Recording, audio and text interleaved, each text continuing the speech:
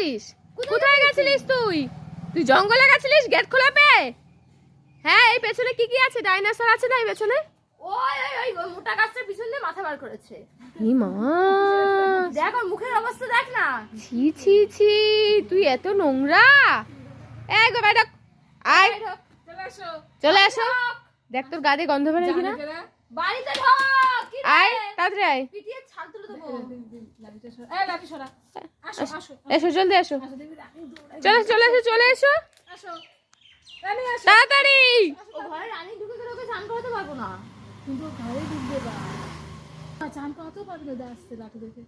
আসো আমার কাছে আসো দেখি। আসো চুপ মার, আসো, চুপ। আমার কাছে আসো দেখি। গন্ধ আছে নাকি গায়ে? আসো আসো দেখি। দেখো তো